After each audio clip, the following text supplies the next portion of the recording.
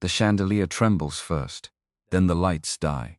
Somewhere in the dark, a woman in a navy suit stops breathing, waiting. Because 30 seconds earlier, this was just another boardroom. Polished mahogany, careful smiles hiding careless lies. Until a man who spent months mopping these floors invisible, forgettable, exactly as planned reaches for something under his jacket that was never part of any job description. A gunshot. Glass rains down like snow that shouldn't exist indoors. And the question nobody in that room has answered yet, which one of them was the real target all along? Because the husband nobody suspected. The chairman nobody questioned. The company built on shields quietly turned into something else entirely. Somewhere beneath their feet, a countdown has already started. 90 seconds to erase the truth forever. She doesn't move. He doesn't either. Not yet. The gunshot cracked through the boardroom before anyone understood what was happening. Glass. A scream swallowed by the ventilation system. Susan Miller on the floor. Someone's hand pressed flat against her back, pushing her down, down, stay down. 3 weeks earlier, none of this existed. 3 weeks earlier, there was only a will, a lawyer's dry voice, and a deadline nobody asked for. The reading took place on a Tuesday.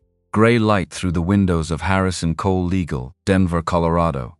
A conference table long enough to seat 12, occupied by 4. Susan sat with her spine straight. Because slouching was a luxury, she'd stopped affording herself the week her father died. Beside her, empty chairs, where board members should have been, because the will named her alone as primary beneficiary, and nobody else had been invited to hear the conditions attached. The attorney cleared his throat, adjusted his glasses. Read, in the event that Susan Miller does not enter into a legally binding marriage, within 30 days of this reading, controlling interest in Meridian Defense Systems transfers to a board-appointed trustee. Silence.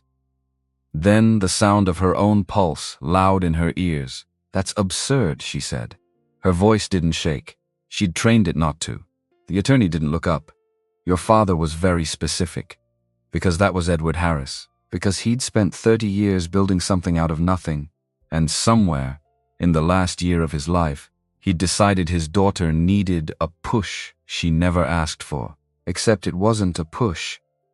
It was a shove off a cliff with a 30-day parachute.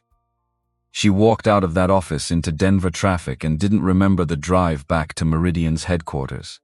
Didn't remember the elevator. Only remembered standing in her office, floor-to-ceiling windows behind her, staring at a company that was hers and not hers, not yet, not unless she did something her entire adult life had been engineered to avoid. Marriage, which she'd never had time for. Which she'd never wanted time for. Her father built missile guidance systems and threat detection arrays, and she'd been raised inside blueprints instead of bedtime stories. And somehow that had been enough. Until it wasn't. Until a piece of paper said it wasn't. Her assistant, Catherine Hill, found her there an hour later, still standing, still staring. You're doing the thing again, Catherine said. What thing? The thing where you stand very still and pretend you're not falling apart. Susan didn't answer that. She turned instead, pulled her blazer straight, because appearances were armor, and she needed the armor on. Get me candidates, she said. Discreet, controllable, no press exposure. Catherine's eyebrows went up. You're serious? I have 30 days, Catherine. I don't have the luxury of not being serious. Over the following days, Catherine produced a list. Susan crossed off names with the efficiency of a woman signing termination letters. The VP of Marketing, divorced, handsome enough, cleared for classified work, crossed off, too ambitious. He'd want more than a signature and a paycheck, and ambitious men always wanted more. The CFO crossed off, too close to the board, too close to George White specifically, and anything close to George White reported back eventually, one way or another. A defense contractor's son, connected, wealthy, safe on paper, crossed off, because safe on paper had a way of becoming complicated in practice, and complicated was the last thing she needed. 7 names. 7 rejections. By the 7th evening, sitting alone in her penthouse with a glass of wine she hadn't touched, Susan Miller understood something she didn't want to understand. There was no controllable stranger waiting to solve her problem. There was only her, and a clock, and a company that had been her father's whole life, slipping through her fingers because of one sentence in a document he wrote before he died. She left the penthouse that night without telling anyone. Drove 40 minutes to a part of Denver where nobody recognized Meridian's Ice Queen, because out there she wasn't the Ice Queen. Out there she was just a woman in jeans at a bar that smelled like spilled beer and cigarettes. Nobody was supposed to be smoking indoors. She ordered whiskey, then another. The bartender didn't ask questions, which was exactly what she needed. 2 stools down, a man sat with his own glass, untouched, for the most part, like he was using it as a prop rather than a drink. Quiet. Broad shoulders under a plain gray t-shirt. A thin scar along his jaw that caught the low light every time he turned his head. She noticed him the way you notice something out of place. Not loud, not trying to be noticed, which somehow made him impossible not to notice. Their eyes met once. He didn't smile. Didn't look away either. An hour and 2 more whiskeys later, a man at the end of the bar decided Susan's silence was an invitation. Got too close. Put a hand where hands didn't belong. She stiffened, opened her mouth to say something sharp. Except she didn't get the chance. The quiet man moved, not fast, not dramatic. A single motion, a wrist caught and turned at an angle that made the aggressor's whole body fold sideways. A low grunt of pain, and then it was over. No punches thrown. No chairs knocked over. Just controlled, economical stillness, like watching a machine execute a function it had performed 1,000 times before. The man apologized, retreated. The bar returned to its noise like nothing had happened. Susan stared at the stranger beside her. "Where did you learn to do that?" He shrugged, picked his glass back up. "Here and there. That's not an answer." "No," he said. "It's not." She should have let it go. She didn't. Alcohol made her bolder than usual, or maybe just more honest. And honesty at that hour sounded like, "I'm supposed to get married in 29 days or I lose everything my father built." He didn't laugh, didn't ask her to clarify, just looked at her, with something steady behind his eyes, something that made her feel, for one strange second, like she wasn't the only person in the room, carrying a weight nobody could see. "Sometimes the impossible problems have simple solutions," he said, voice low, unhurried. "Is that supposed to be comforting?" "It's supposed to be true." She laughed, actually laughed for the first time in 3 weeks, and the sound surprised her more than it surprised him. His name was Timothy Clark. That was all he offered. No job, no hometown, no explanation for the scar or the way he'd handled a 200-pound drunk like a light switch. And Susan, who spent her professional life extracting information from people who didn't want to give it, found herself asking nothing further, because something about him made her not want to know yet, which should have worried her more than it did. The night blurred after that. Confessions poured out of her that she hadn't planned to give, about her father, about the will, about 30 days ticking down like a countdown to a detonation she couldn't stop. He listened without interrupting, without offering advice she hadn't asked for, and somewhere between the 4th drink and the moment she asked him to come back to her.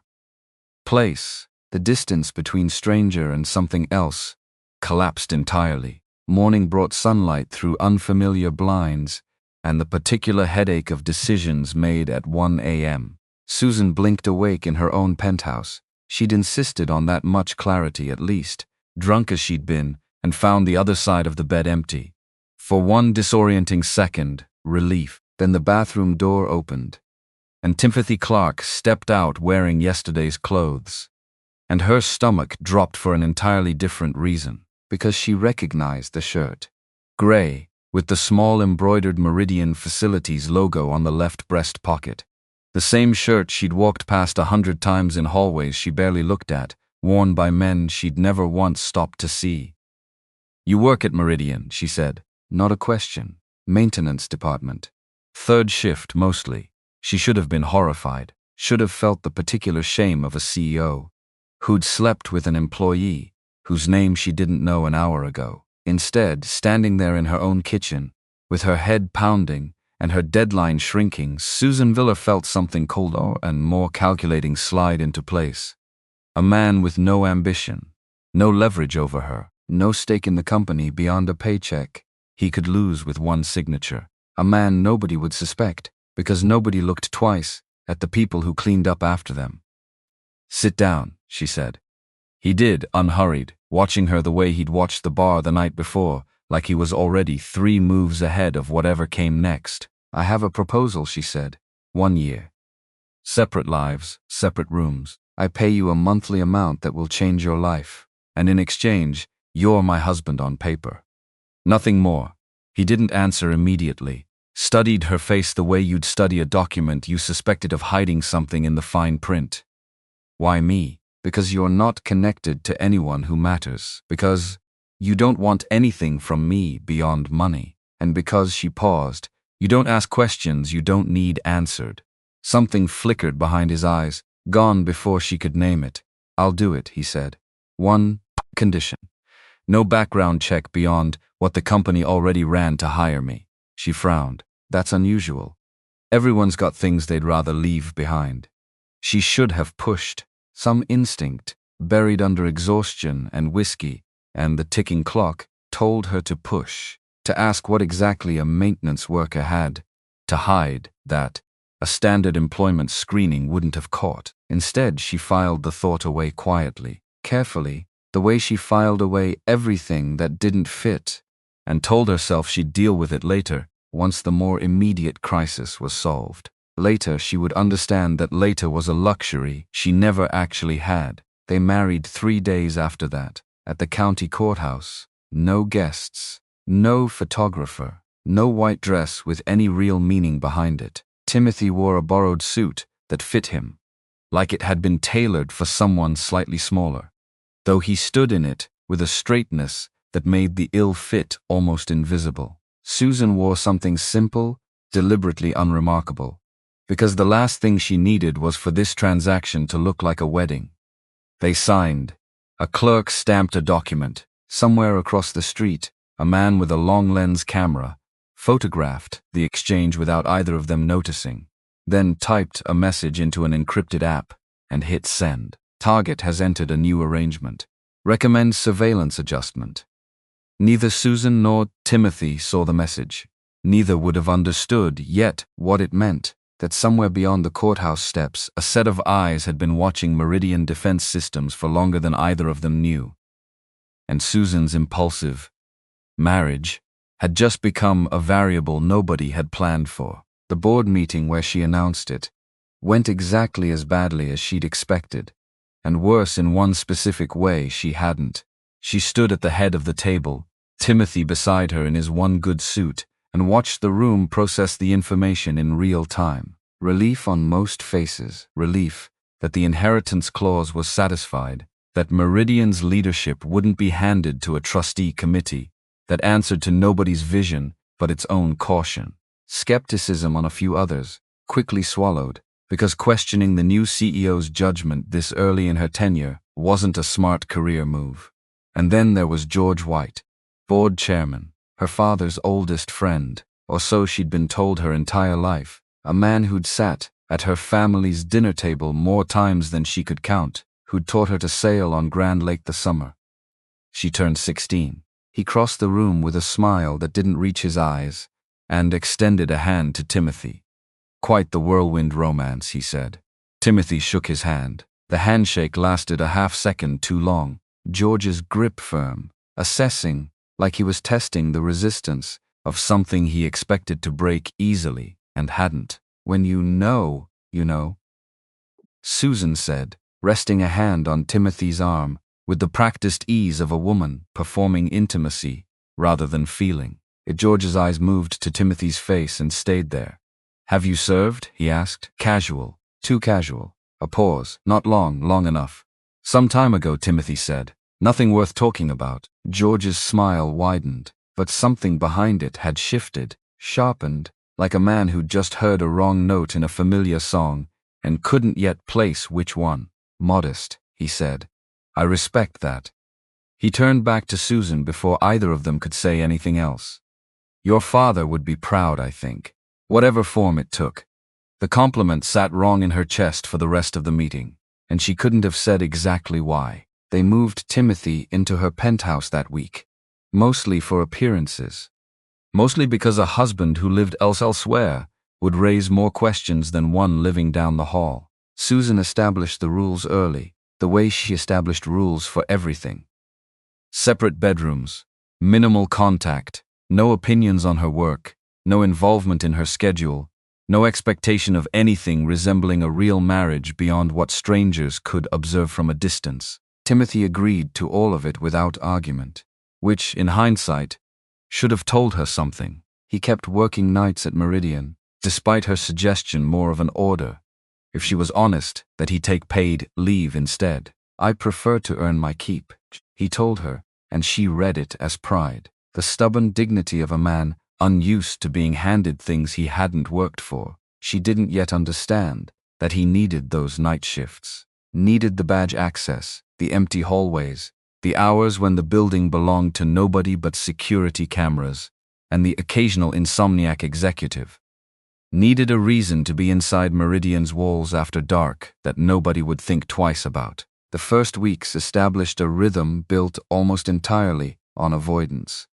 She rose at 5 for a fitness routine that had more to do with control than health, left for 14-hour days at the office, before the sun fully cleared the mountains. He worked nights, moved through the building while she slept, and their paths crossed only in the gray hours of early morning. Brief and wordless, except the wordlessness didn't stay clean. She came home one evening earlier than planned, a cancelled meeting, an unexpected gap in a schedule that never had gaps, and found chamomile tea waiting on the kitchen counter. Still, faintly warm, the exact brand she bought, and never told anyone she bought, because insomnia wasn't something she advertised. She stood in the doorway, staring at the mug for a full minute before she moved. The following week, she opened her office refrigerator during a stretch of 16-hour days and found meals she hadn't ordered, packed in containers she didn't recognize, labeled in handwriting she was starting to recognize far too easily. Nutritious, portioned, exactly what she needed and never asked for. "Did you do this?" she asked him that night, holding up an empty container like evidence in a trial neither of them had agreed to hold. "You skip meals when you're stressed," he said. "Not a question, a fact, stated the way you'd state a fact about weather." "How would you know that?" "I pay attention." Which should have felt invasive. Instead, it felt like something else entirely. Something she didn't have a name for yet, and wasn't ready to go looking for one. She caught him one night doing push-ups in the living room. The kind with a rigid, mechanical precision that had nothing to do with vanity and everything to do with muscle memory, built somewhere far more disciplined than a gym. He stopped the moment he saw her, rose to his feet in one fluid motion that looked less like standing and more like snapping to attention. "Staying fit helps me work better," he said, before she'd asked. She let it go, filed it away instead, next to the tea, next to the meals, next to the handshake that lasted a half-second too long, and the question George White had asked with too much precision behind its casualness. And then, weeks later, she saw the mark. He'd reached up to adjust a curtain rod, sleeve riding up just enough, and there, on the inside of his forearm, a small tattoo she'd never noticed before. Faded, deliberately unobtrusive. The kind of thing designed to be missed unless you were looking directly at it. A shape she didn't recognize. Something geometric, almost like a compass rose folded in on itself. He caught her looking. Pulled the sleeve back down without comment. She didn't ask, and he didn't offer, and the silence between them stretched thin enough that she could almost hear it, because that was the pattern now. Small things accumulating like sediment. Nothing large enough to confront, everything large enough to notice. Their first real conflict came at a dinner she hosted for potential military clients. 3 generals and a defense procurement officer whose approval could make or break Meridian's next fiscal year. She'd planned to keep Timothy in the background, introduce him, briefly, as her husband and nothing more. A prop for the evening's narrative. Except halfway through the appetizers, her carefully rehearsed small talk began to fray. One of the generals asked a pointed technical question about threat detection latency that Susan, as exhausted and distracted, fumbled badly enough that the silence afterward felt like a held breath. Timothy stepped in. Smoothly, casually, discussing detection thresholds and countermeasure integration with a fluency that made the general lean forward instead of away. He attributed his knowledge, when asked, to a lot of reading, a phrase so understated it almost sounded like modesty rather than deflection. By the time dessert arrived, the generals were charmed. The procurement officer was laughing at something Timothy said, and Susan sat at the head of her own table feeling something twist uncomfortably in her chest, gratitude tangled up with something closer to fury. She confronted him the moment the door closed behind the last guest. "You had no right to do that." "Do what?" "Save the dinner?" "Overstep. That wasn't the arrangement." "You were drowning," he said, voice level, no defensiveness in it at all. "I kept you afloat. I don't need rescuing." Something flickered across his face, then old, quick, gone almost before it registered. Everyone does. Sometimes. She opened her mouth to press further, to demand what exactly he meant by that, what exactly gave a maintenance worker the vocabulary of a defense contractor and the instincts of someone who'd clearly navigated rooms like that one before. Except he was already walking away, retreating down the hall toward his room, leaving her standing in her own dining room with the distinct, unsettling sensation that she'd glimpsed something real. Underneath a mask she hadn't fully understood was a mask.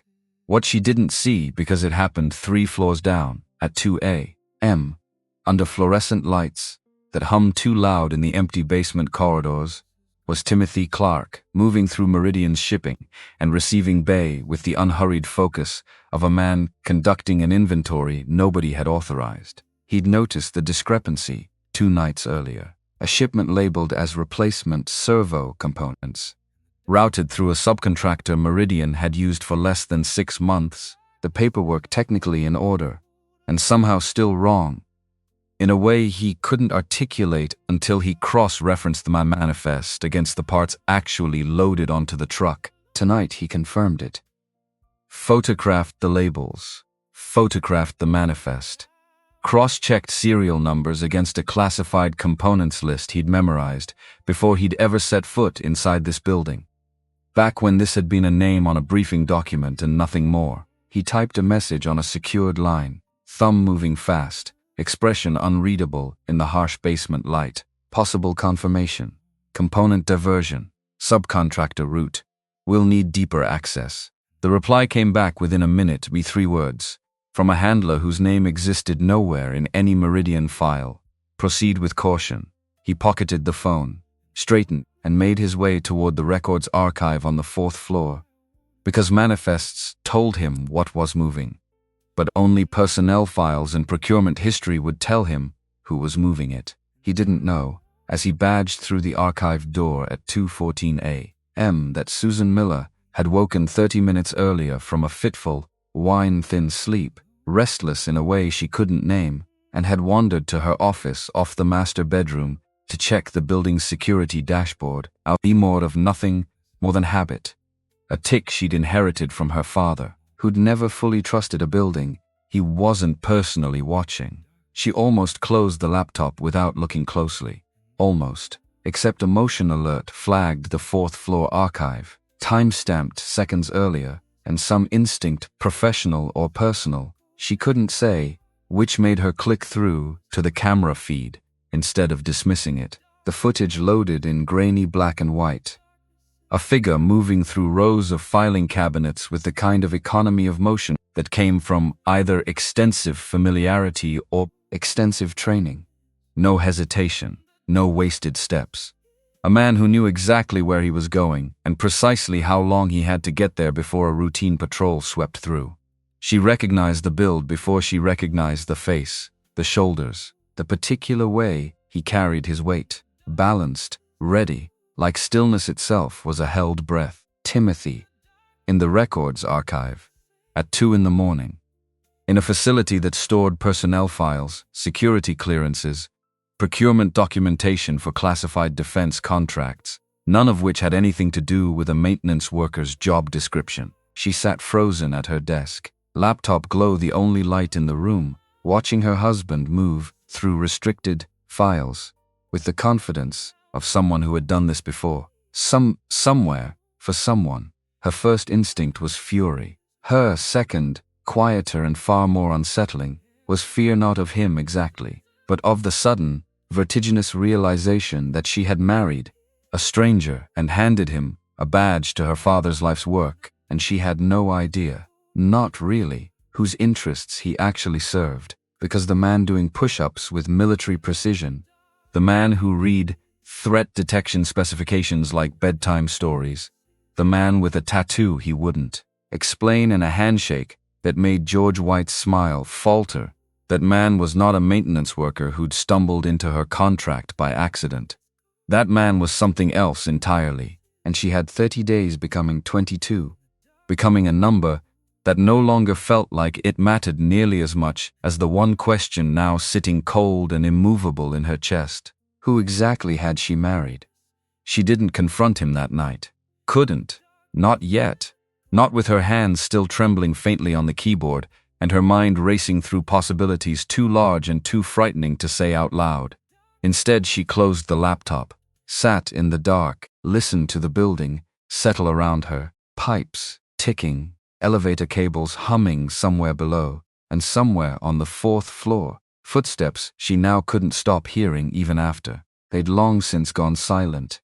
She thought about her father then, about the will, about a man who'd spent his final year adding conditions to a document he must have known would upend her life, and wondered for the first time, with a chill that had nothing to do with the air conditioning, whether the 30-day clause had ever really been about marriage at all, or whether it had always, somehow, been about this. About a stranger with a scar on his jaw and a tattoo he wouldn't explain, walking through her company's most guarded files in the dead of night, carrying secrets heavy enough to bend even his careful stillness. She didn't sleep again that night, lay awake instead, staring at the ceiling, replaying the footage in her mind on a loop she couldn't shut off, until the first gray light of dawn crept through the blinds and somewhere down the hall, she heard his door open, heard him move quietly toward the kitchen, the way he did every morning, as if nothing at all had changed, as if she hadn't just watched him disappear into a version of himself she'd never been shown. She rose, dressed, prepared her face into the same composed mask she wore into every boardroom, every negotiation, every impossible conversation her father had trained her to survive, and walked out to meet him, already rehearsing the question she wasn't yet ready to ask, already bracing for an answer she suspected would change everything. She confronted him at 7 a.m, coffee untouched, hands wrapped around the mug like it was the only steady thing left in the kitchen. "I saw you," she said. 4th floor. 2 a.m. He didn't flinch. Didn't reach for an excuse. Just set his own mug down, slow, deliberate. "I know, you know. The camera in the northeast corner has a 3-second lag before it syncs to the dashboard. I clocked it months ago." A pause. "I didn't think anyone was watching at 2 a.m. I wasn't supposed to be watching anything. I was supposed to be asleep." Her voice cracked on the last word, just barely, and she hated it. "What were you doing in there?" "I had a reason. That's not an answer. It's the only one I can give you right now." Something in her chest went tight and cold at once, because right now implied later. Implied a version of this conversation where he told her everything, and she wasn't ready to trust that version existed. "You don't get to give me half-truths in my own house." "It's not your house," he said. Quiet, not cruel, just true. "It's ours. For a year anyway." She stared at him. He stared back, unreadable as ever, and for one long moment, neither of them moved. Two people standing 3 feet apart in a kitchen that suddenly felt enormous. "I need to trust the man sleeping down the hall from me," she said finally. "You will." Something almost gentle crossed his face. "Just not today." She left for the office without finishing her coffee, without finishing the conversation, carrying the unfinished weight of it through every meeting that morning, like a stone in her chest that refused to dissolve. 3 weeks passed that way. Careful, watchful, A marriage conducted at arm's length between two people who'd stopped pretending the distance was only professional. The Department of Defense contract signing was scheduled for a Thursday evening at the Meridian corporate campus, the culmination of 18 months of engineering work on a next-generation drone guidance system that would, if the numbers held, secure the company's position for a decade. Susan had rehearsed her remarks until they no longer sounded rehearsed. Had chosen a deep blue gown specifically because it read as authority rather than decoration. Had told herself, standing in front of the mirror that evening, that tonight was about her father's legacy and nothing else. Timothy attended in his maintenance uniform, positioned near the service entrance the way he always was at these events. Invisible by design. She caught his eye once across the ballroom, early in the evening, and something passed between them that had nothing to do with contracts or clauses. He nodded, barely. She looked away first. The room filled. 3 generals in dress uniform. A cluster of procurement officials, board members circulating with practiced smiles, George White among them. Working the room with the easy charm of a man who'd been doing this since before Susan was born. From his position near the service doors, Timothy's eyes moved across the crowd in slow, methodical sweeps, cataloging without appearing to catalog. Catering staff with badges that granted more access than catering staff should have. A security rotation with a blind spot near the east stairwell that hadn't existed in last month's protocol review, and 1 guard, stationed too close to the stage, whose posture didn't match anyone else's on the floor, because everyone else stood with their weight balanced, relaxed, bored. This one stood with his weight forward. Ready. His hand drifted toward his jacket, at intervals that had nothing to do with adjusting a radio. Timothy's pulse didn't spike. It never did. What spiked instead was attention. Narrowing, sharpening, the particular clarity that used to arrive right before extraction teams breached a compound. Susan took the podium, began her remarks. Something about her father's vision, about protection over profit, about shields rather than swords, words she'd written herself. Words that mattered to her more than the contract did. The guard shifted his weight. Took 1 step closer to the stage. Timothy moved before conscious thought caught up to instinct. He crossed the floor at a pace calculated to look unhurried and cover ground fast, cutting between a cluster of caterers and a table of untouched champagne flutes. Eyes locked on the guard's hand as it slid inside his jacket. The weapon cleared the fabric half a second before Timothy reached him. He didn't go for the gun, went for the arm instead, redirecting the barrel upward and sideways in one motion that used the shooter's own momentum against him, the discharge cracking into the ceiling instead of into Susan's chest. Plaster rained down. Screaming erupted around them, chairs scraping, 100 people diving for cover at once. The bullet that should have found Susan grazed Timothy's forearm instead. A hot line of pain he registered and set aside in the same breath, because the fight wasn't over, because the man in front of him was already recovering, already trying to bring the weapon back around. Timothy finished it in under 4 seconds. A strike to the wrist that dropped the gun, a knee that folded the man's legs beneath him. A hold applied with exactly enough pressure to render him unconscious, and not 1 ounce more. The whole sequence so economical it looked almost gentle from a distance. If you didn't know what you were watching, which nobody in that ballroom did, except Susan, she stood frozen at the podium, heart hammering, staring at her husband, her contract husband, her convenient, controllable, allegedly unambitious husband, as he rose from a subdued assassin with the same unbothered stillness he brought to loading a dishwasher. Security flooded the stage seconds later. In the chaos, in the screaming, and the barked orders, and the general collapse of a black tie event into something closer to a crime scene, Timothy slipped through a service door and vanished, just like that, gone, leaving Susan standing alone in front of 200 witnesses, a dead microphone, and a question she had no framework for answering. Where is your husband, and how did he do that? She lied through the police interview that followed. Told them she didn't know the man who'd intervened.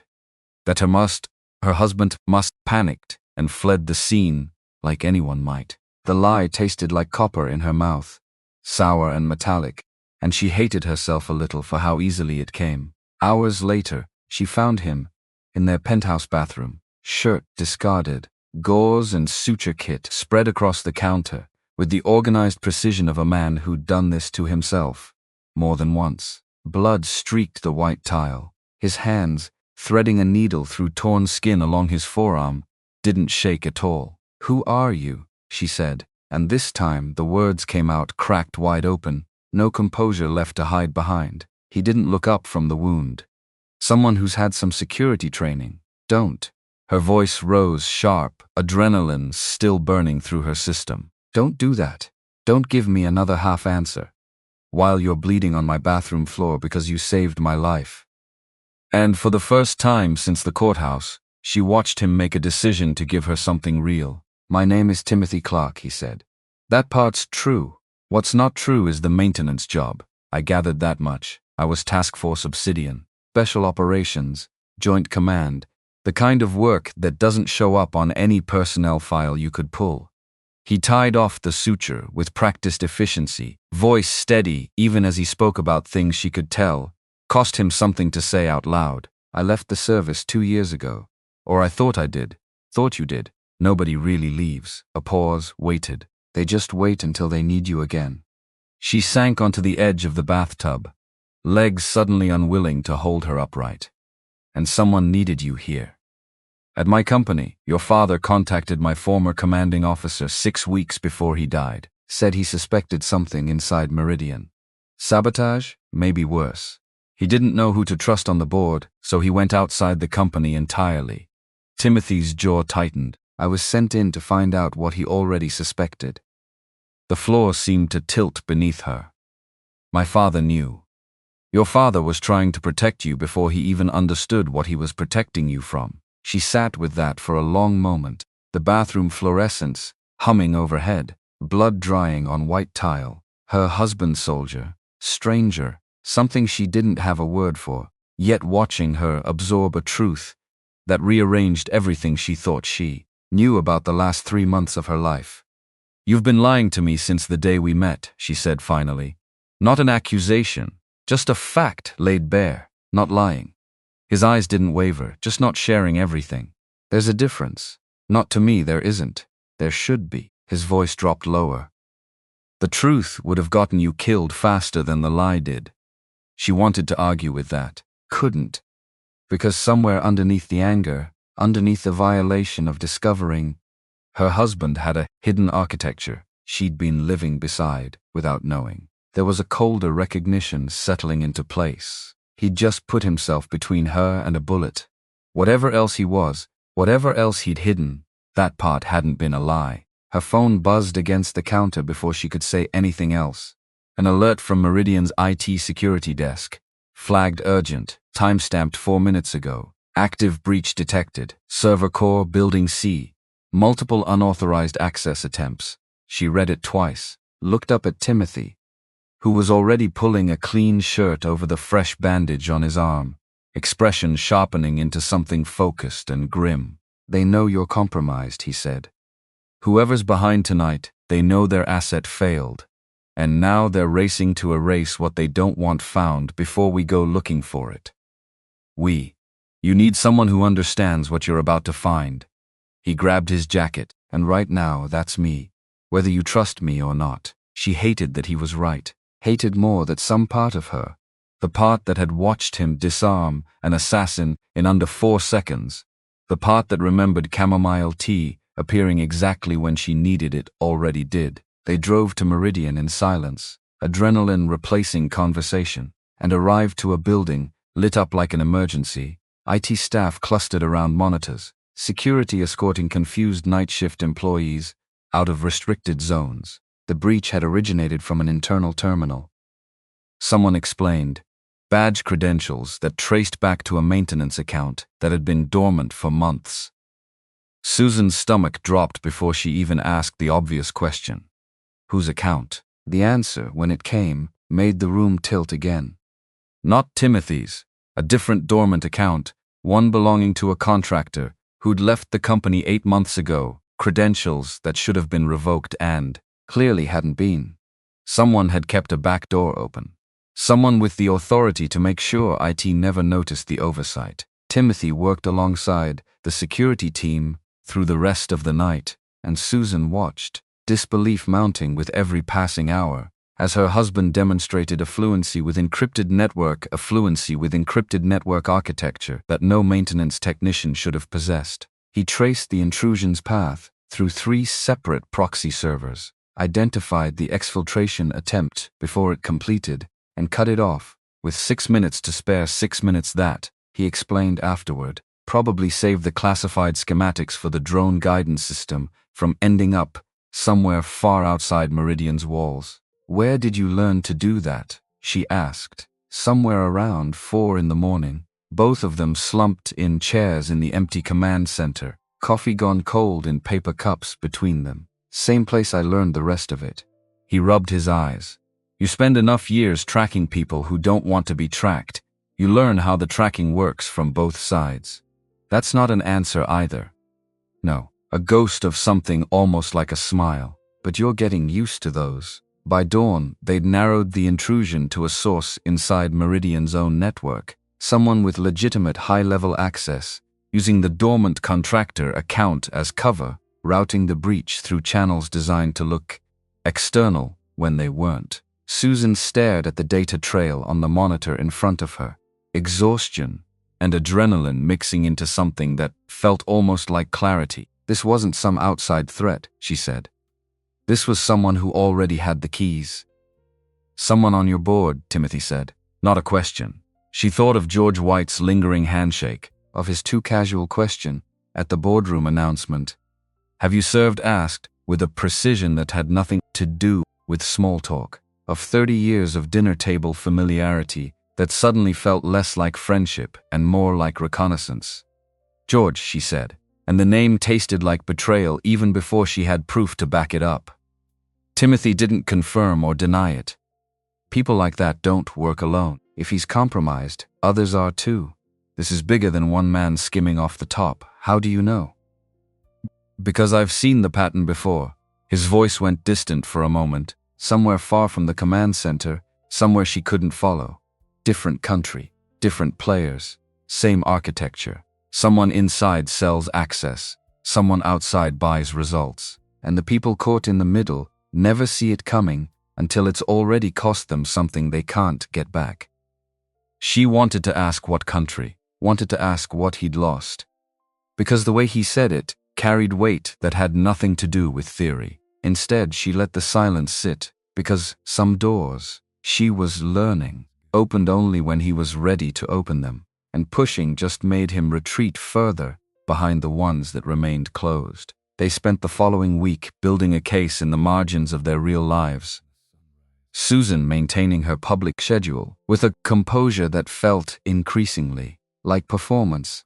Timothy shifting from maintenance uniform to something closer to security consultant, a change the board accepted with surprising ease given the circumstances of the shooting. At night, they converted a neglected storage room on the campus's 3rd floor into something resembling a command center. Whiteboards covered in timelines, servers humming quietly in the corner, coffee cups multiplying by the hour. Susan learned to read Timothy's silences the way she read balance sheets, learned which pauses meant he was thinking, and which meant he was deciding how much to say. He learned things about her too, that she chewed the end of her pen when frustrated, unconsciously, a habit she'd have denied having if asked. That she worked best at 11 at night, when the exhaustion burned away everything except focus. That underneath the Ice Queen reputation was a woman who'd built every wall in her life, brick by brick, alone, because nobody had ever given her a reason to believe walls were optional. "You don't have to do all of this by yourself," he told her one night, close to midnight, both of them hunched over a printout of financial records that refused to make sense. "I've never had a choice. You have one now." She looked up at him then, really looked, and something in his expression made her chest tighten in a way that had nothing to do with fear. "Is that an offer?" she asked. "Quiet testing. It's whatever you want it to be." Neither of them moved to close the distance.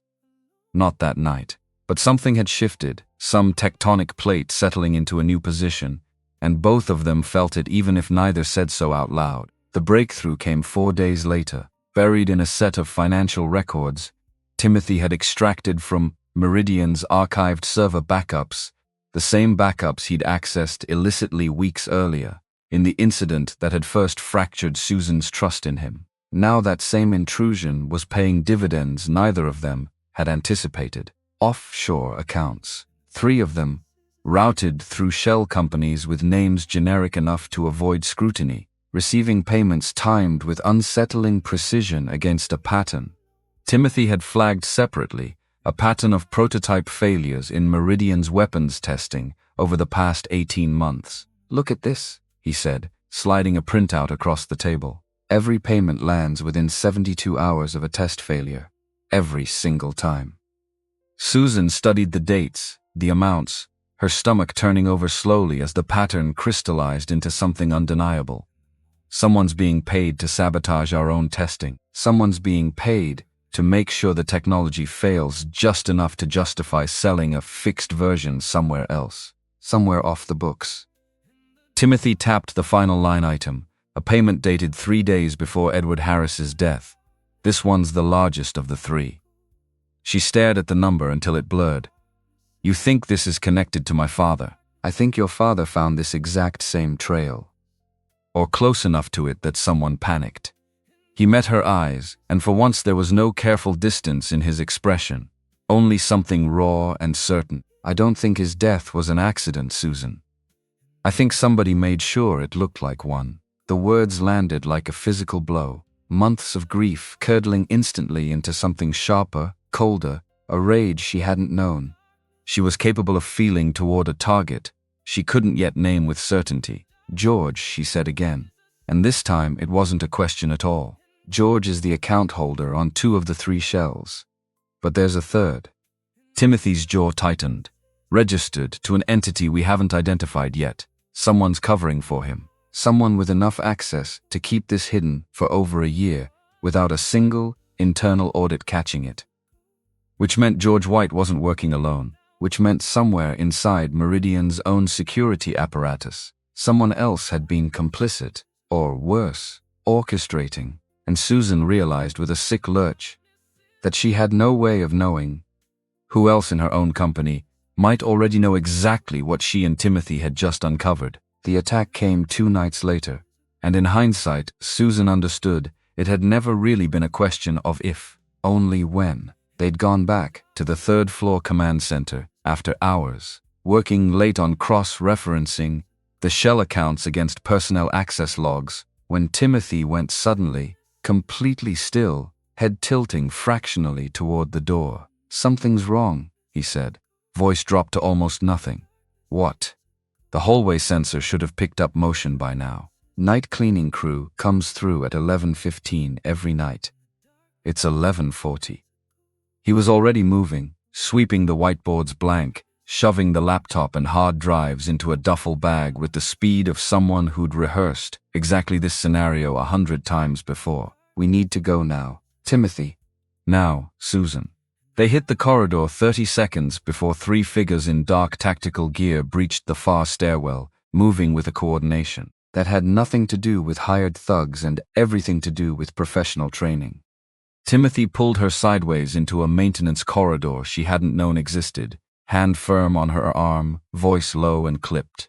"Stay 3 steps behind me. Move when I move. Freeze when I signal. Don't ask why." She didn't ask why.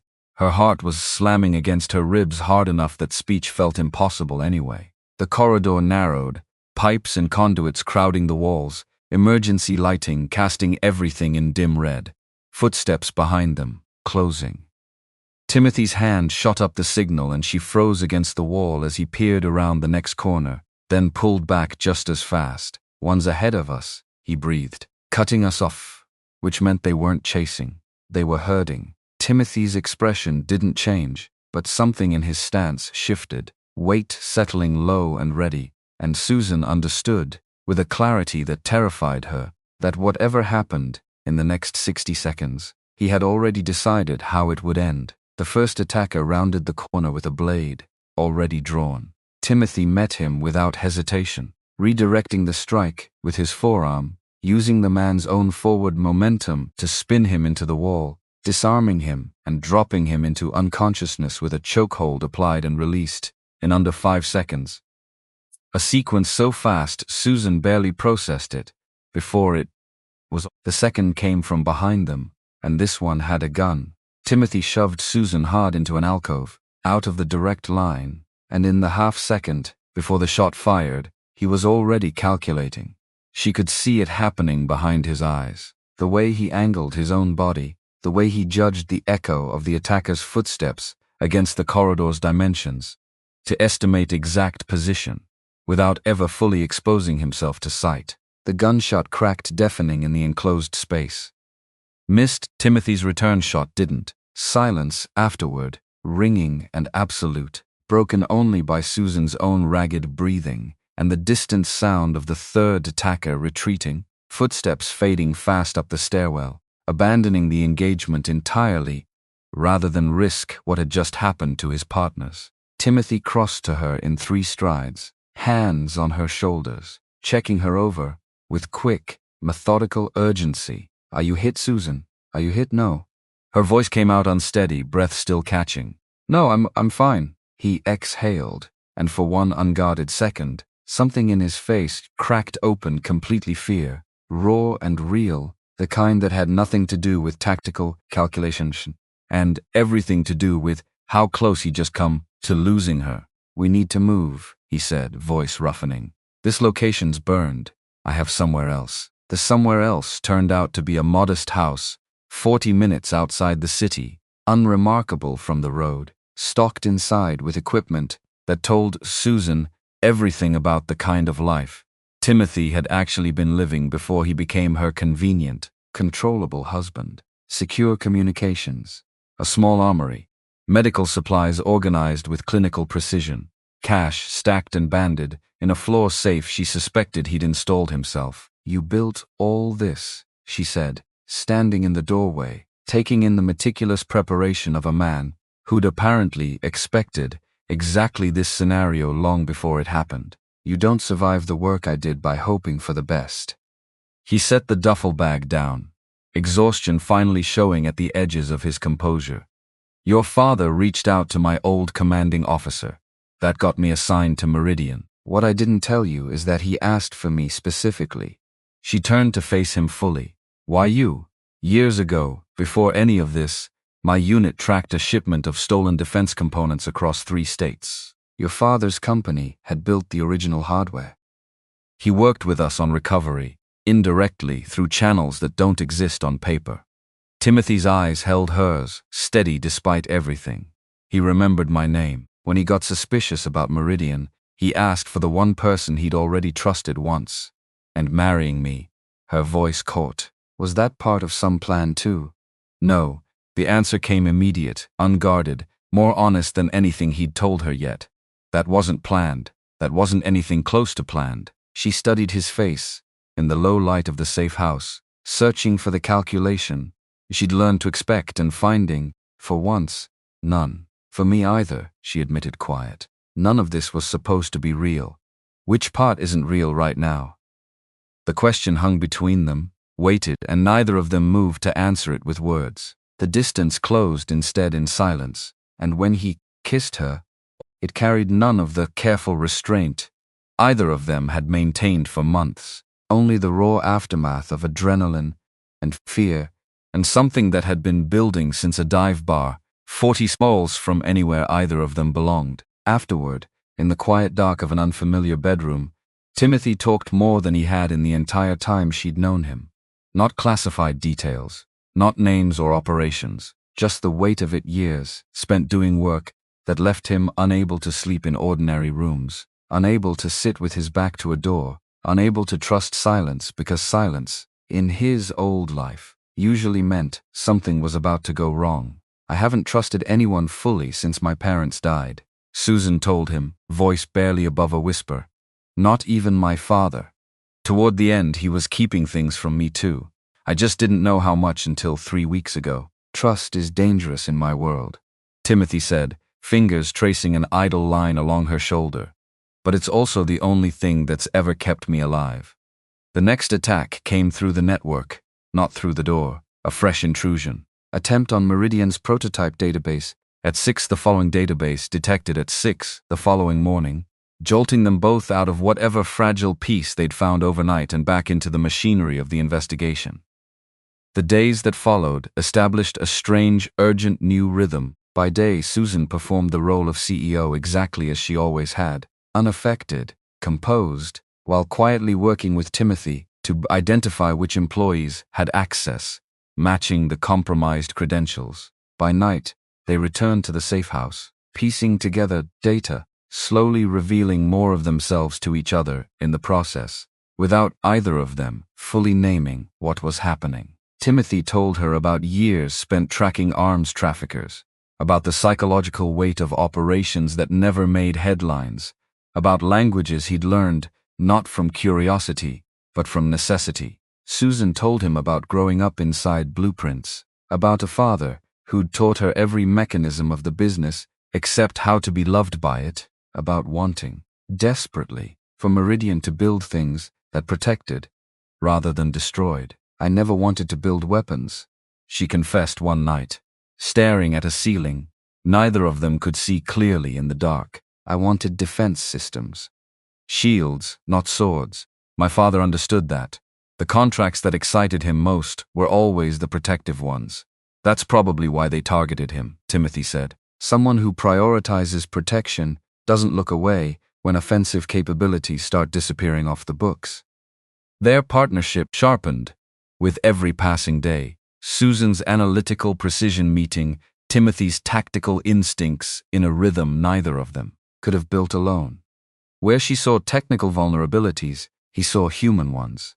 Where he anticipated threats, she anticipated motive. Together they assembled a picture far more complete than either could have built separately.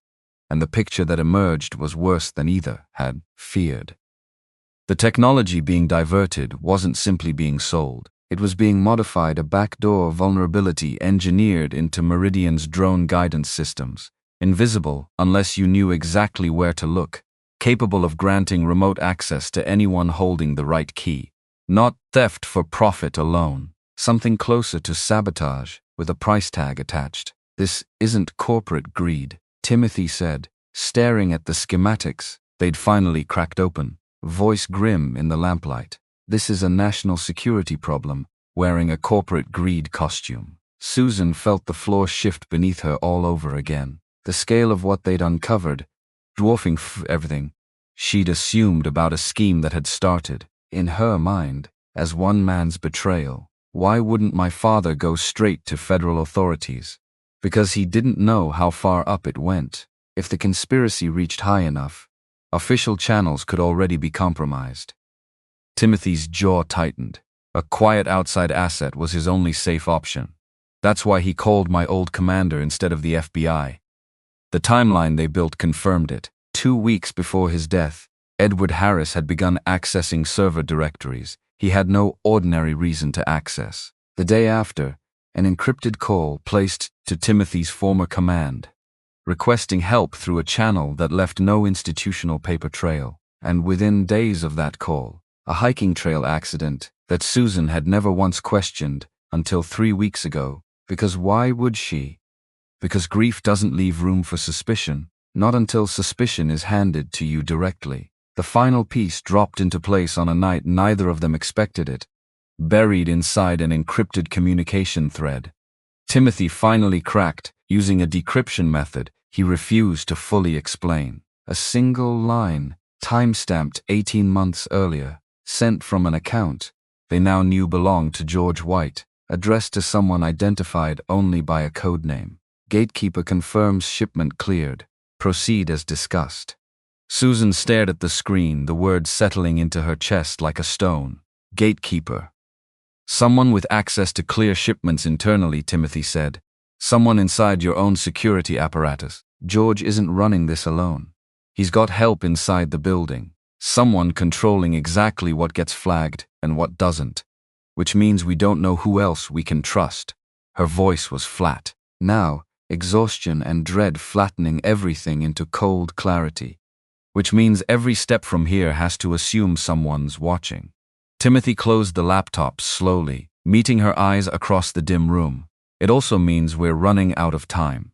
George knows the breach happened. He knows we survived the corridor. He's not going to wait for us to find him. He was right. And confirmation came the following afternoon in the form of a calendar notification that landed in Susan's inbox with the particular banality of corporate scheduling software, utterly at odds with what it actually represented. An emergency board meeting called by George White, scheduled for the next morning. Subject line, Leadership Continuity Review. Susan read it twice, understanding immediately what it meant. Not a review, but a coup, an attempt to remove her from the company. Before she could bring the evidence forward, dressed up in the powerless, bloodless language of corporate governance, she set the phone down slowly, looked across the room at Timothy, whose expression had already hardened into something focused and resolute. He's accelerating?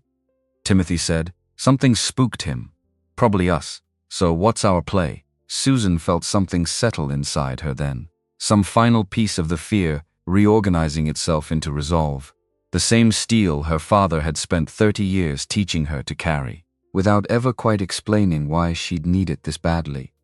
We stop hiding, she said, voice steady despite everything. Tomorrow we walk into that boardroom together. No more sneaking through corridors. No more waiting for him to come to us. Timothy studied her for a long moment, something like pride flickering behind the concern in his eyes. You understand what that means. Once we're in that room, there's no retreating from it. I know exactly what it means. She held his gaze, unflinching. This stopped being about the will a long time ago. This is about my father, and I am done letting the people who took him from me hide behind boardroom doors. Outside, the afternoon light thinned toward evening, and somewhere across the city, inside an office with a view he'd occupied for 30 years, George White was making calls of his own, unaware that the woman he'd underestimated since childhood was no longer the grieving heiress he remembered. She was, by morning, something else entirely, and neither he nor the danger he'd spent months orchestrating had any idea what that would cost him. The morning of the boardroom confrontation arrived gray and cold, Denver's sky pressing low over the glass towers downtown, and Susan Miller dressed with the precision of a woman preparing for something closer to combat than a corporate meeting. She chose the navy suit her father used to call her armor, pinned her hair back tight enough that nothing would soften her face. Because today wasn't about looking approachable. Today was about looking exactly like what she was, the rightful owner of a company someone had tried to steal twice, once through a will and once through a bullet. Timothy waited by the door in a suit that fit properly this time, tailored, the kind of fit that came from someone who understood how to move in fine fabric without letting it slow him down. He'd stopped wearing the maintenance uniform 3 days ago. Nobody at Meridian had questioned it, not with the shooting still fresh in everyone's memory, not with a new title, Director of Security, effective immediately, her signature on the paperwork already circulating. Through HR. You don't have to do this, he said, though his tone made clear he already knew she would. Yes, I do. She checked her reflection in the hallway mirror one last time. He's been in my life since I was a child. He taught me to sail. He sat at my father's funeral and cried real tears, or tears that looked real enough. Her jaw tightened. I need to look him in the eye when it ends. Before they left the penthouse, Timothy reached into his jacket and produced something small, worn soft at the edges, a piece of paper folded so many times the creases had gone pale and thin. He held it out to her without explanation at first. She unfolded it carefully, a receipt, faded ink, barely legible, from a bakery she didn't recognize, dated 15 years earlier. I don't understand, she said. 15 years ago, I was 21. Fresh out of basic training, discharged early on a medical review that got overturned 6 months later, and for about 8 weeks in between I didn't have anywhere to be. His voice went quieter than she'd ever heard it. I was sleeping outside a building on Curtis Street. hadn't eaten in 3 days. There was a girl, maybe 20, coming out of a company lobby with a bag lunch, and she stopped, didn't ask questions, just handed me half a sandwich and said everyone deserves to eat. Susan's chest went tight, a memory surfacing from somewhere she hadn't visited in years, an internship the summer before her senior year, her father's building, a stranger on the sidewalk she'd barely thought about since. That was me. That was you. He watched her face carefully. I kept the receipt because it was the only thing in my pocket that day. Kept it through 2 deployments after that. Told myself if I ever made it out, I'd find a way to say thank you. A pause waited with everything neither of them had said yet. I didn't know, when your father's old commander gave me this assignment, that Meridian was your company. Not until the first day, when I saw your name on the building directory. She stared at him, 15 years of coincidence rearranging itself into something that felt less like chance and more like a debt the universe had quietly been keeping. You've known this whole time. I've known since the beginning. His hand found hers.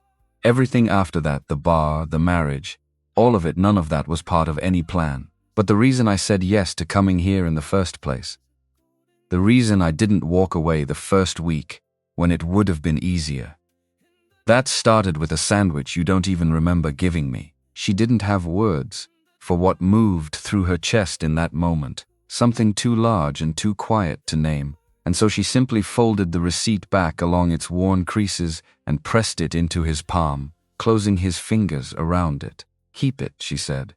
We're going to need the luck. The boardroom filled slowly. Board members arriving in 2s and 3s, murmured conversations dying. The moment Susan walked in with Timothy, a half step behind her, his presence no longer performative, no longer a prop for appearances. He took a seat near the door instead of beside her, a position with sightlines to every exit, because old instincts didn't retire just because the mission changed shape. George White arrived last, deliberately, the way a man arrives, when he wants a room to already be waiting for him. He wore charcoal gray, expression composed into something between concern and sympathy, the same expression he'd likely practiced in a mirror. Susan, he said, settling into his chair at the head of the table, like he still had the right to it. I want you to know this isn't personal. The board has concerns. Serious ones. I'm sure they do. Her voice didn't waver. Go ahead. He opened a folder, slid printed pages across the table, emails, financial transfers, a narrative built with just enough truth stitched between fabrications to make the whole thing plausible if you didn't know better. These communications suggest you've been sharing classified specifications with parties outside Meridian's approved contractor list. George's tone stayed gentle, almost regretful. Given recent security incidents, the board has to consider whether current leadership represents a continuing risk. Several board members shifted in their seats, exchanging glances that told Susan some of them had already been primed for this conversation. Softened up in private, calls she hadn't been part of. These are serious accusations, George. She kept her voice level, though something hot and furious burned steady beneath it. Fortunately, I have a different narrative, backed by considerably more evidence. She nodded to Timothy. He rose, connected a drive to the display at the front of the room, and the screen filled with the offshore account records they'd spent weeks assembling payments, time stamps. The pattern matched precisely against Meridian's own testing failures. These accounts are registered under shell entities, with George White listed as beneficial owner, Timothy said, voice flat, professional, betraying none of the tension coiled through the room. Every payment lands within 72 hours of a sabotaged prototype test. 18 months of pattern, consistent enough that any forensic accountant would flag it in under an hour. George's composure flickered, just barely, a muscle tightening along his jaw. This is absurd. You're deflecting from your own wife's misconduct with fabricated. Your father began investigating you 2 weeks before he died. Susan cut in and the room went very still. We have his private server logs. We have the message he recorded before the accident that killed him. We have your encrypted correspondence with someone you called Gatekeeper. Coordinating shipments neither of you wanted flagged. The color drained slowly from George's face, and for the first time in Susan's entire life, she watched the man who'd taught her to sail on Grand Lake look, for one unguarded second, genuinely afraid. "You don't understand what you're dealing with," he said low, no longer performing for the room. "Then explain it to me." Before he could answer, the overhead lights flickered once, then shifted to a harsh amber glow, and a mechanical voice crackled through the building's speakers. "Security lockdown initiated. All personnel remain in place. Building perimeter secured." George's hand had drifted unnoticed until that moment, toward a small device clipped beneath the table edge. Timothy was already moving. "That's not a security protocol, that's him." Because the real security lockdown required 3 separate authorization codes, and George White, as board chairman, held exactly one of them enough, apparently, to have quietly arranged for the other 2 months in advance, embedded in a system nobody had thought to audit. The boardroom doors sealed with a heavy mechanical thunk, and beyond the glass walls, Susan watched Meridian's open floor plan descend into confusion, employees stopping mid-stride as security gates dropped across every stairwell and elevator bank simultaneously. "He's isolating the building," Timothy said, already scanning the room for alternate routes. Tactical calculation, replacing every trace of the careful stillness he usually wore. "This isn't containment. This is preparation." George rose from his chair, and the mask he'd worn for 30 years finally, completely, came apart. "You think I wanted any of this? I built half of what your father took credit for, Susan. 30 years of being the man in the background while Harris got his name on the building. There's more money in selling to every side that'll pay than there ever was in loyalty to one flag." "That's not a defense," Susan said, voice shaking now, not with fear, but with something closer to grief for the version of him she'd believed in as a child. "That's a confession. Call it whatever helps you sleep." George's hand moved fast toward his jacket, and this time, Timothy was already crossing the room, already between Susan and the threat, before the weapon fully cleared fabric. "Everyone down," Timothy said, voice cutting through the room like a blade, and the board scattered from the table, chairs crashing, bodies hitting the floor, as the first shot cracked into the ceiling tiles above them. The confrontation that followed moved fast enough that Susan's memory of it would later come back only in fragments. Timothy closing the distance in 2 strides, disarming George with a strike that sent the weapon skidding across the polished floor, the 2 men grappling briefly, before Timothy's training won out, and George crashed backward into the wall, breath knocked from his lungs.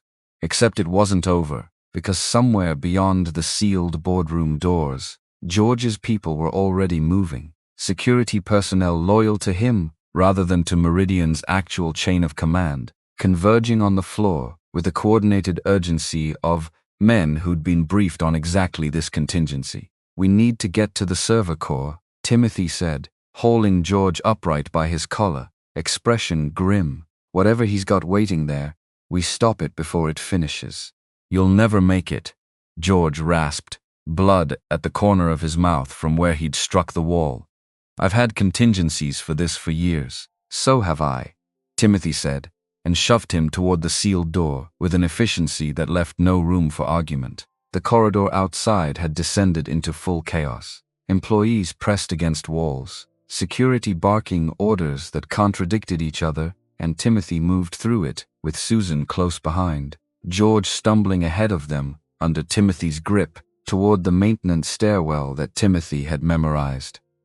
Down to the inch during 3 months of night shifts, nobody had thought to question. They descended 2 flights before the first of George's security team found them. A broad-shouldered man, Susan recognized vaguely from executive floor patrols, weapon already raised, which was the moment Susan understood, with sudden and complete clarity, what the phrase gatekeeper had actually meant all along.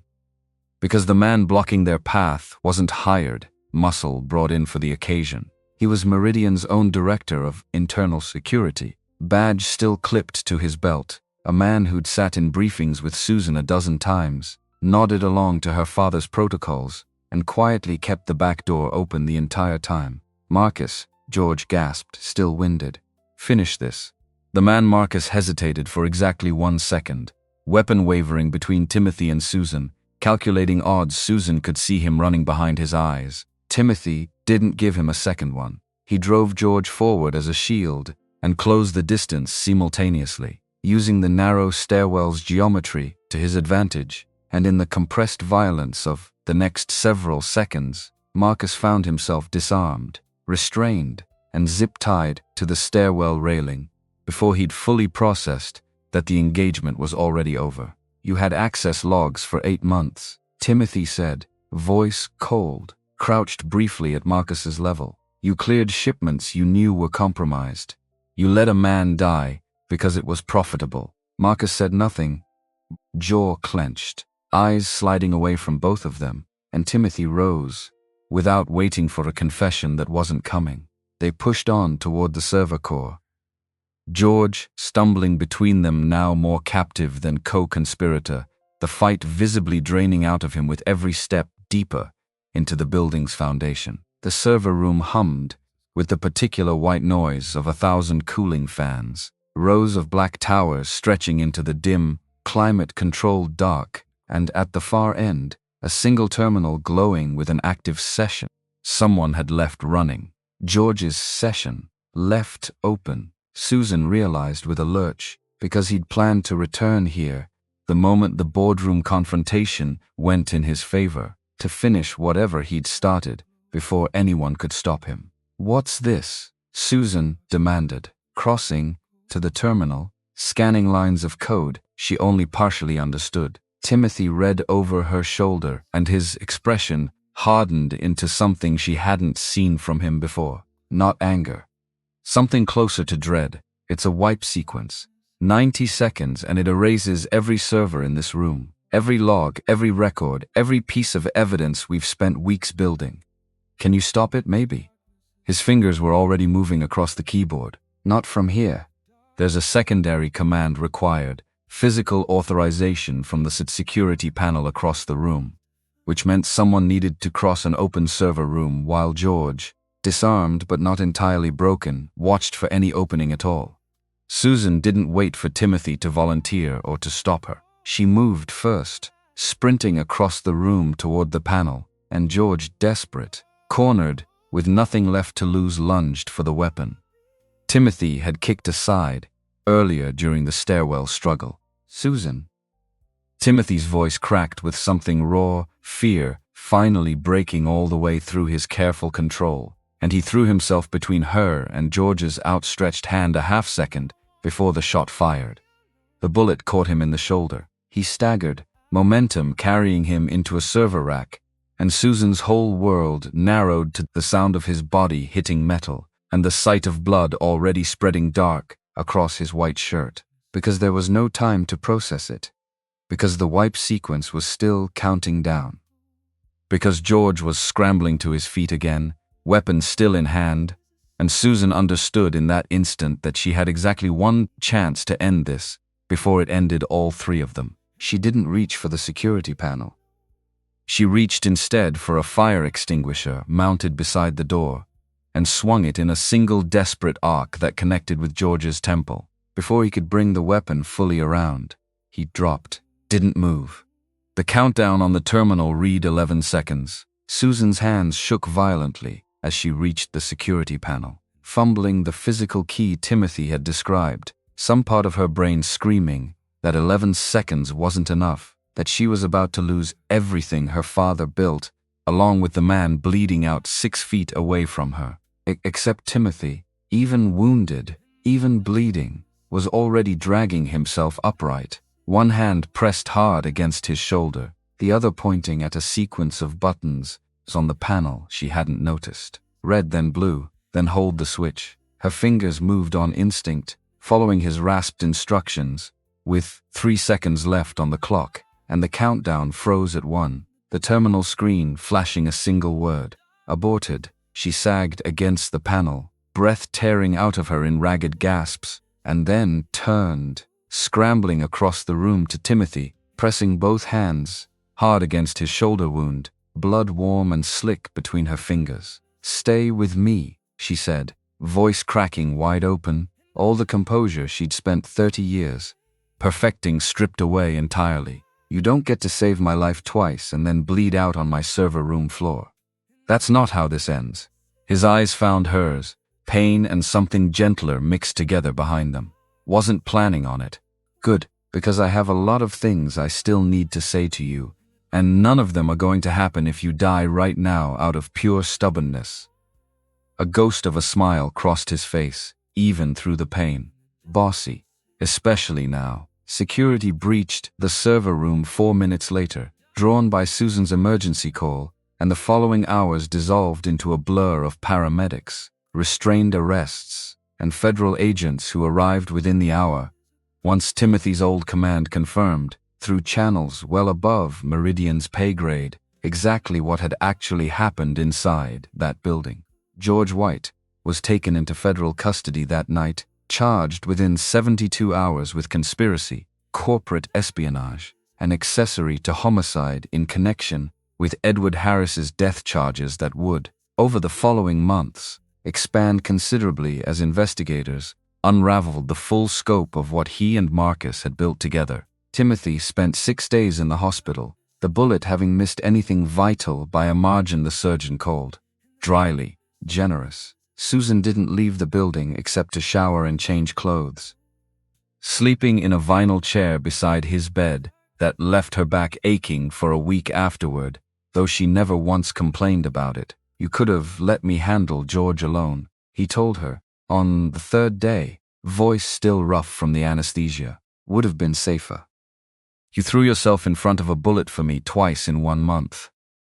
She didn't look up from the paperwork balanced on her knees. Board resolutions, federal disclosure statements, the endless bureaucratic aftermath of nearly dying. "I think we're past the point where either of us gets to lecture the other about safety." "Fair point." Also, she added quieter, "I wasn't going to let you die alone in a server room.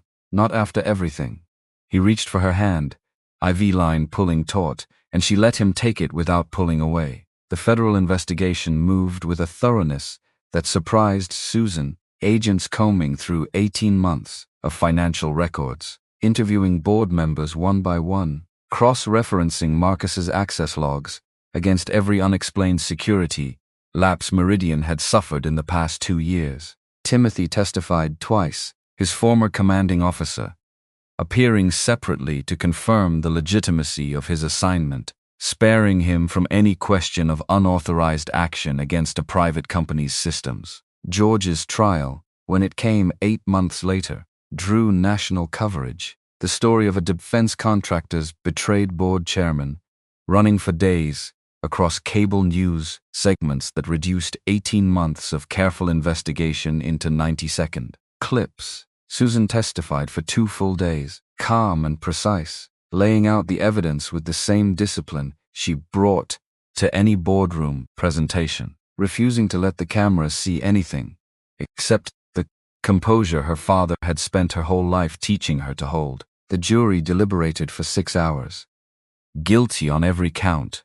George received a sentence that would keep him behind federal walls for the remainder of his natural life, and Susan sat through the reading of it without a single visible reaction, though something inside her chest finally, quietly, exhaled for the first time in almost a year. Marcus, cooperating in exchange for a reduced sentence, provided testimony that closed the final gaps in the case, confirming what Timothy had suspected from the beginning, that the technology diverted through Meridian hadn't simply been stolen for profit, but modified specifically to grant remote access to anyone holding the right credentials, a vulnerability that could have compromised American defense systems on a scale nobody in that boardroom had fully grasped until federal cybersecurity experts laid it out in exhaustive, chilling detail. Susan appeared before a congressional subcommittee 3 months after the trial concluded, called to testify on defense contractor security protocols in the wake of what analysts were already calling one of the more significant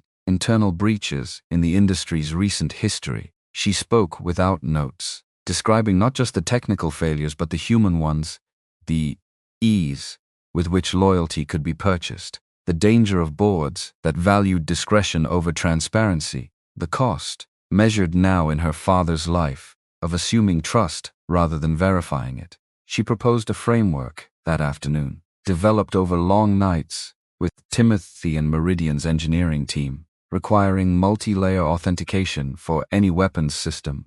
Before deployment, a safeguard designed specifically to prevent the kind of single-point corruption that had nearly compromised an entire generation of guidance technology. The subcommittee chair, impressed despite himself, asked what she planned to call it. The Harris Protocol, she said without hesitation, after my father. He believed in building things that protect people. I intend to make sure that's what this company does from here forward, with enough oversight that no one person can ever quietly turn a shield into something else. The framework passed into industry recommendation within the year, adopted first by Meridian, and gradually by competitors who found themselves, in the wake of the scandal, under considerably more scrutiny than they'd grown accustomed to. Meridian itself underwent a transformation that took most of that year to complete. Susan restructured the board entirely, replacing every member who'd known and said nothing about George's decade of quiet corruption, installing instead a mix of engineers, ethicists, and one retired federal judge whose sole job was asking uncomfortable questions nobody else wanted to ask. Contracts continued, missile guidance systems and threat detection arrays and secure communications.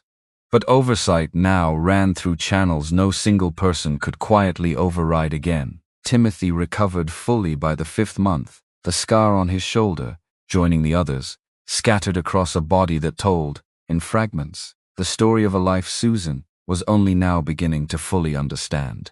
He accepted the permanent role of Director of Security formally that spring, no longer a cover identity, no longer a secret anyone needed to keep. His former commanding officer flew in for the announcement, a woman with steel-gray hair and a handshake that could crack walnuts, who pulled him aside afterward and told him, in front of Susan, that he'd more than earned whatever peace he found on the other side of this. Retirement suits you, she said, studying him with something close to pride. Never thought I'd see the day. Neither did I. Timothy admitted, don't get too comfortable, a faint smile. The work has a way of finding people like you, even when you're not looking for it. He didn't argue with her, though something in his expression suggested he'd already made peace with that particular truth. Long before she said it out loud, 8 months after the boardroom confrontation, Meridian dedicated a new research wing in Edward Harris's name, funded partly by settlement proceeds recovered from George White's frozen assets, designed specifically for defensive technology development, the shields, not the swords. Susan's father had always preferred building. Susan delivered the keynote address on a bright autumn afternoon. Employees and press and scattering of federal officials gathered beneath a white event tent erected on the front lawn of the campus that had nearly become her tomb less than a year earlier. My father believed in building things that protect people, she said, voice carrying clean across the crowd, no notes in front of her, because she'd rehearsed this speech in her heart more than on paper. He didn't live to see us finish that work the way he intended. But I promise you, standing here today, that Meridian Defense Systems will spend the next 30 years honoring exactly the vision he had for it. Never compromised, never turned against the people it's meant to serve. From the edge of the crowd, Timothy watched her with an expression that had softened considerably from the careful blankness he'd worn the day they married, no longer performing distance, no longer hiding anything at all. Their wedding took place 3 weeks later, small and quiet. Nothing like the courthouse transaction that had started this entire chapter of both their lives. A backyard in the mountains outside Denver, aspens turning gold overhead.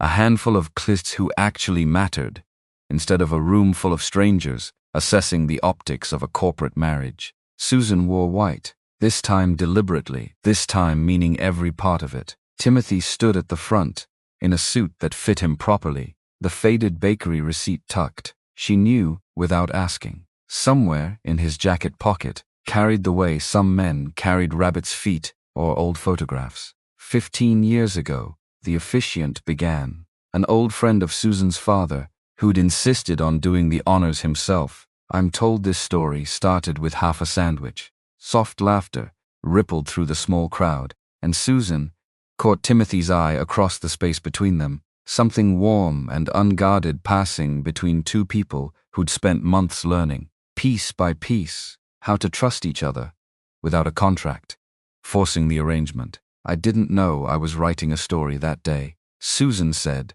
when it came time for vows, voice steady, despite the tears gathering at the corners of her eyes. I thought I was just handing a stranger lunch. It took me 15 years, and a company nearly falling apart around me, to understand that some small kindnesses come back around in ways you could never predict. I'm not the same woman who signed papers at a courthouse 8 months ago out of desperation. I'm someone who found the truest thing in her life by accident, and I intend to spend the rest of mine being grateful for it. Timothy's vows were shorter and rougher at the edges, a man clearly unused to speaking about anything he couldn't defend with tactics or training. I've spent most of my adult life protecting things I never expected to keep, he said. People, secrets, places I was never supposed to call home. I didn't know, walking into that maintenance job, that I'd end up protecting the one thing I never planned on wanting for myself. Susan, you gave me a reason to stay in this life once, before either of us knew each other's names. I intend to spend every year after this one making sure that was worth it. The evening wound down slow and easy, string lights strung between the aspens, laughter carrying across a yard that felt nothing like a boardroom, nothing like a server room floor slick with blood, nothing like any of the danger that had brought them to this particular version of happiness. Later, standing together at the edge of the gathering, Susan's phone buzzed once in her clutch, an alert from Meridian's overnight security desk, routine, minor, the kind of notification that used to send her pulse spiking, and now, 8 months removed from the worst of it, only earned a glance and a small, tired smile. Everything all right? Timothy asked. Close enough that she felt the words more than heard them. Everything's fine. She slipped the phone away, leaned into him instead, the mountain air cool and clean and carrying nothing more dangerous than wood smoke from a neighbor's chimney.